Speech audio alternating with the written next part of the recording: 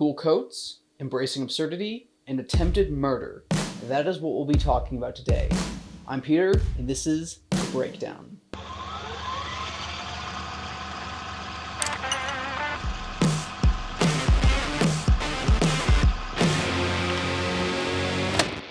Alright, welcome to The Breakdown Show. This is the longer form format where I talk about short films that I've made on this channel, and we'll be going over Punky Blunders, or as I called it, my Peaky Blinders parody. So these episodes are usually lighter editing, but I don't think that'll be the case today because it'll take a couple days to edit. So grab a drink, pull up a chair, and let's don the magical Wacom tablet glove of power. Let's grab a stylus because we're just that good.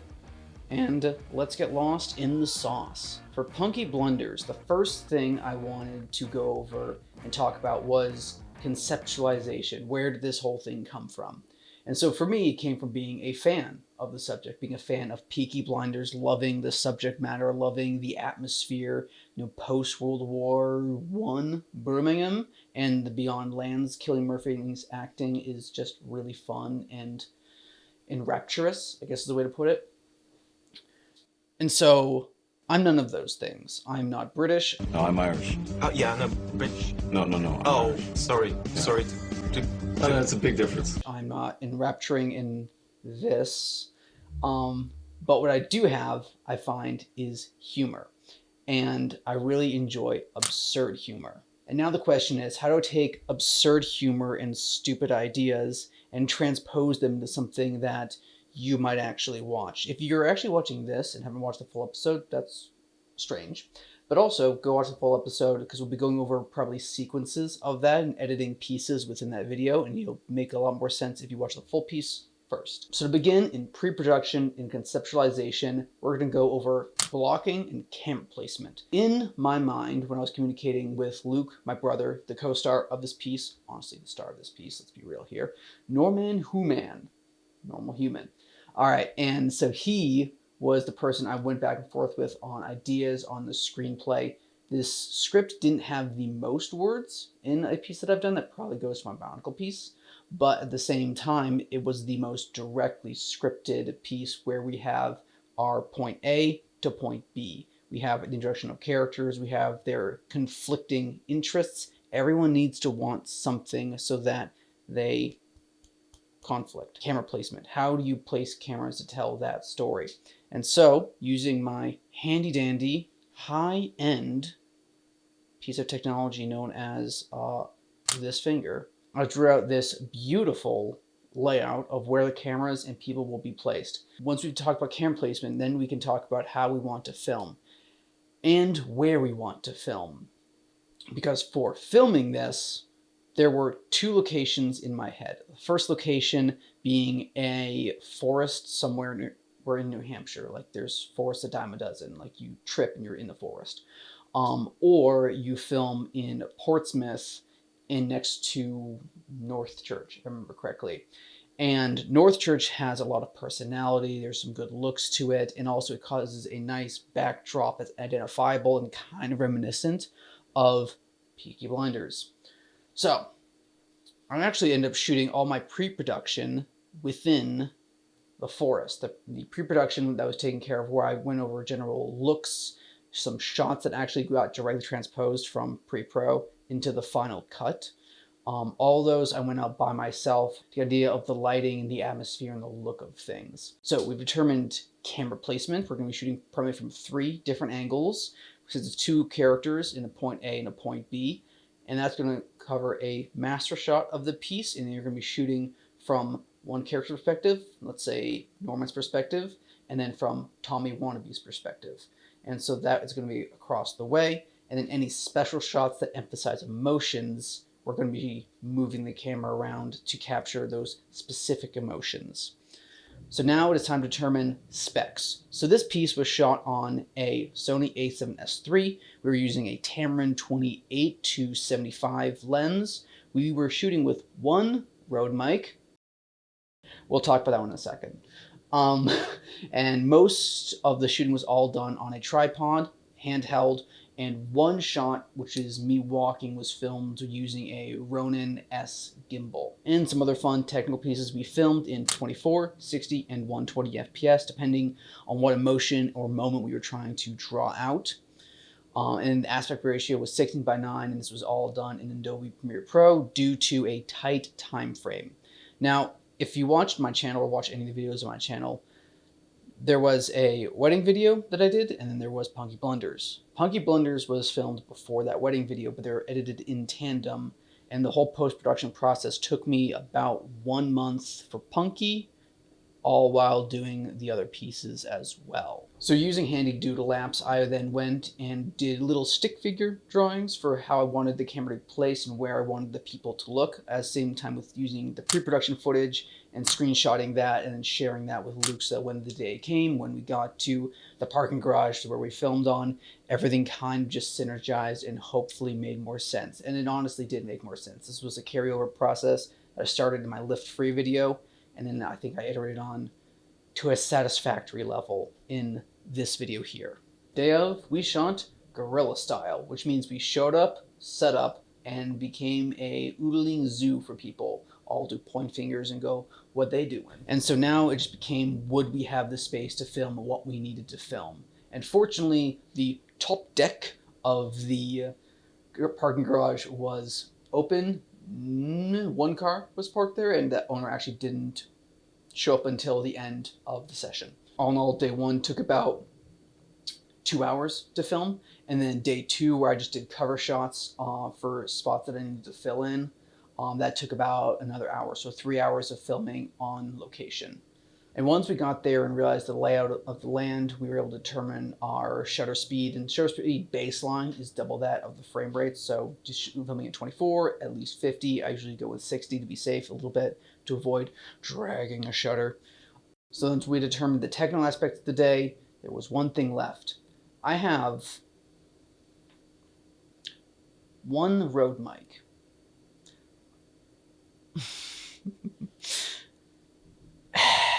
And there are two people, both with speaking roles, and they're also both going to be in the same shot replying to each other.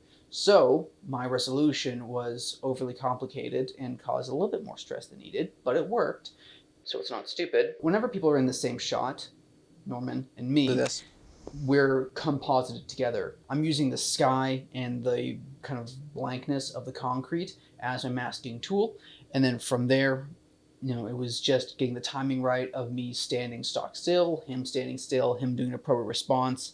And the day of, we went through all of his lines in one go, went through all of my lines in one go, and we just took our Rode mic and we passed it between the two of us as need be. And when it came to filming, I filmed it in blocks. I filmed the master shot in one block, I filmed all of his close-ups in another block, and I filmed all of my close-ups in the third and final block. And that was all of the dialogue that was covered, and that was all covered. And after the first day, Luke and I filmed. I immediately went back, offloaded the footage, took a look at it, and realized, oh, I'm missing key moments. So then you do reshoots, or in my case, just emphasizing moments. So shots like me holding up the Nerf revolver close. Actually, I did this in the last video. I'm going to do it again. So this is what needed the close-ups. That and my eyes and my face. And actually, now I think about it, there was a third day of reshoots where I got the close-ups of Luke's eyes and the close-ups of my eyes in the backyard of my house where the trees are all in the background. And if you actually look closely, the green background is in the shot. Anyway, this guy needed some cool moments because he deserves it. So we filmed. We've talked, now we can do post-production, the joy of the process, the real meat. So now we're sitting down, we have the blank slate in front of us. Now in my editing workflow, I always make 3 timelines. The first being my full clip timeline where everything is laid out and all the shots, whether ones I keep, whether ones I don't keep, they're all put in there and saved. So that if I need to ever look back or get lost in something, I can just go back to the filming timeline day of and I can hopefully find what I'm looking for. Second timeline is the raw sequence, the general formatting and sequencing where I determine the tone and the feel of the piece as the ending goes on. Third, final timeline, that is going to be the refined sequence. That is going to be where the color grading, the color balancing, vignetting, all special effects, everything like that is going to be added on top, and the final recipe is going to be made. All right, so let's hop into the refined sequence. So the refined sequence quickly became an absolute mess as I was determining how things were going. And this was due to me just not understanding or really thinking clearly how the tone of this piece was going to go. My goals for this piece in the tone was 4.5 minutes long. Don't waste the audience members' time, so cut quickly, cut to interesting things, and be energetic. I can only hold this kind of gag for, in my mind, 3 to 5 minutes at most. So when going through sequences, I had a very simple goal in mind, and that was to capture or pay homage to like the city feeling of Peaky Blinders. So that came down to showing off Portsmouth, showing off some of the shipyard, showing off what was in the area that was interesting. And then we introduce our protagonist, Norman Human. And I wanted him to enter center, straight down the pipe. And that is because he's our protagonist, but also, there's another guy in the mix as well. So I have him going center and then right to left. And that is kind of to get the audience slightly on edge. The general practice is that you go, okay, right to left, antagonist, left to right, protagonist, eyes, movement. I've talked about this before. So I'm not going to bore you with that. At all times, location or understanding of the scene beat. I wanted that clock to be in the background. And that is because the clock is the centerpiece. The clock being the point that kicks off the call, that kicks off the bells, and that's the lead-in to red right hand. Ooh, red right hand. Say that 5 times fast, I guess. And this is where I kick into those absurd elements. One piece I wanted to have is that Peaky Blinders loves filming, especially in the later seasons, in those nice high frame rates. So I wanted to introduce Tommy Wannabe in that 120 frame rate. And I wanted to showcase the shoes, the coat, the flat cap, the piece that everyone kind of goes, oh, Peaky Blinders. And I also, at the same time, when I introduced Tommy, I wanted to suck Norman into Tommy's world, letting you know we are playing by Tommy's game at this point. This is how things are going to go. Tommy is a force of nature, as you might say. A cringy force of nature, in this case, but a force of nature, nonetheless. The first thing I wanted to understand is, what do they want? Tommy wants Norman to stop blocking his shipments. Norman wants this to be done with and is willing to let the agave shipments from Birmingham go through. So, that is as we go through master shot, shot A, shot B, all quite shot, reverse shot, standard, with kind of interesting piece of topography in the background. But as I'm going through and sort of name dropping, if you watch Peaky Blinders, you'll probably pick this one up. John, Michael, I start name dropping either antagonists or characters that Tommy had issue with in Peaky Blinders. And so as Norman's like, nope, not my name, not my name. And I think I'll only do this 3 times because the rule of threes, well, no, it's one thing. It's kind of cringy. It's kind of old, but it holds true where you can only do this gag so many times. Oh yeah. And so then when I hold the, I'm gonna grab this guy again. When I hold the sledgehammer up, it's obviously the reveal of, oh, is this serious? No, it's a freaking Nerf gun. Okay, man, let's not be serious here.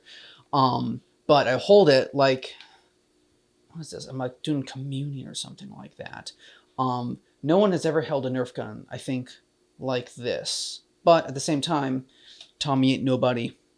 And so Tommy gonna do what Tommy gonna do. It also allows me to lay the gun on the ground, and we'll talk about Foley later, but lay it on the ground and do the super cool slide into camera frame. And this was a shot that was done. Oh goodness me, how many times was I doing that shot? Flicked it once, twice, 3 times. We'll see it in the post-production process. But Luke then went, hey, put it here. You just point at the spot on the ground, and immediately, first take, we got it. So, hey, have goals, meet them. We start talking forth. Again, rule 3s, we're only going to talk about this one 3 times. No, yes, no, yes. No, eventually we concede and we get, well, he died.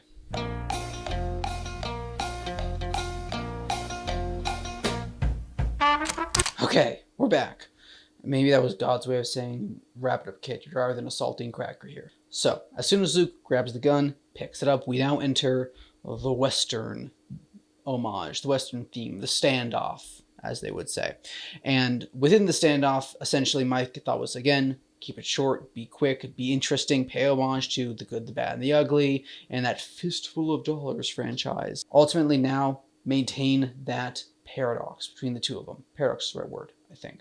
Maintain the divide between the two of them. Norman is seeing the world as it is, and Tommy is seeing the world as he wants to see it. He is the protagonist. And so that is going to show up now in the dialogue and in their editing and how they're shot, and also just how they come together.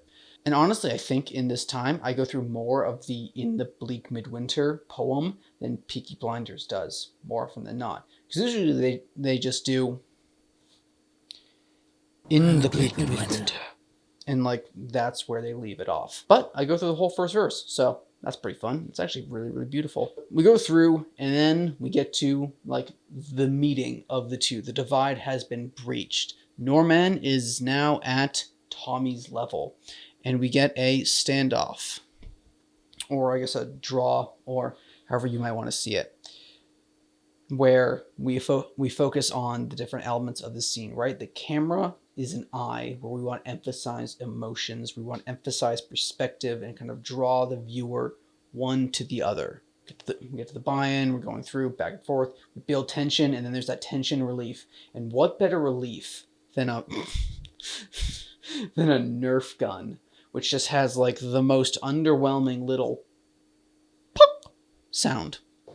Like, nothing about a dart is intimidating in the slightest. Like, it goes, it bounces, and so kind of wanting to embrace that moment, film it in, I think we filmed that one in 60, if I remember correctly.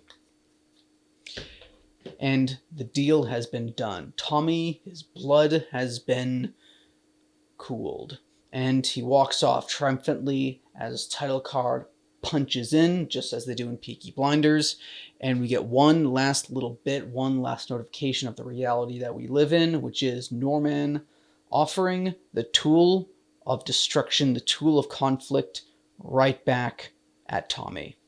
Do you want your gun back? And Tommy is completely oblivious because he won. Clocking in at 4 minutes and 30 seconds, title cards included, and the joke has been told, right? When I was a senior in college, I did my final project with this flat cap as I was watching Peaky Blinders, and it 100% inspired me. And so this piece is kind of an homage, but also a little inside joke at other people, again, myself included in this piece, who have watched Peaky Blinders and just been inspired by the look, the feel, the rock, the coats, the flowing fabrics, and just the life of a gangster and international crime and yada, yada, yada. Final thoughts. Everyone must want something. These characters are in conflict and they need to cross over each other to reach a resolution in the end. Thomas is weird, yet Norman is his friend. Friendship can prevail even though through the oddities of other people. Thomas wants to resolve the issue. He is not, what's the word for it? Innegotiable? Unable to negotiate with. He is not unreasonable in the absurdity of his own life. I think I've clocked like 30 absurd words in it because I want to bring it across. And ultimately, Norman wants to get the moment over with and move on with their friendship. Thematic continuity, one piece of fun continuity that an eagle-eyed viewer might notice is that as we're going through the finale with the standoff, the revolver is cocked, and then like 3 shots later, it gets uncocked.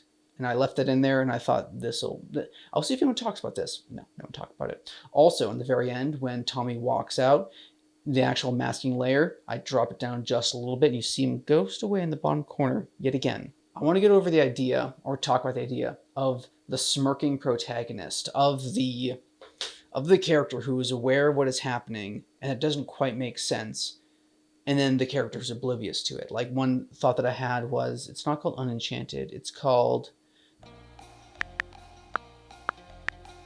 Story Mode.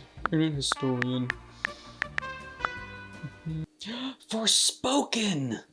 Yes, so Forspoken comes to the forefront of my mind. Not the title, but the thing.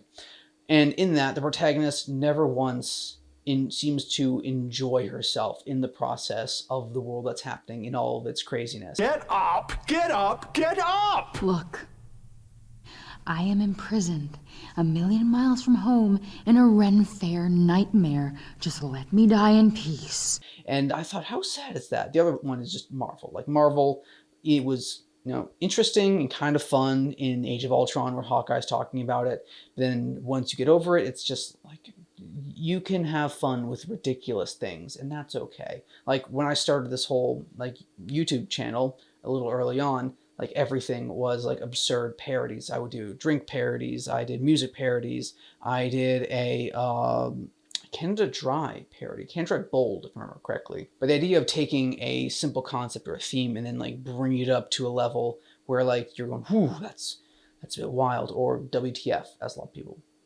did. Ultimately, my takeaway thought in this is that if you are watching this and have a crazy idea or something that makes you smile, makes you laugh, but you think is just a little bit silly, just go for it. Do it. Like, it's okay to have fun with silly things. Be silly. Be fun. And with that, I'd be wrapping this up.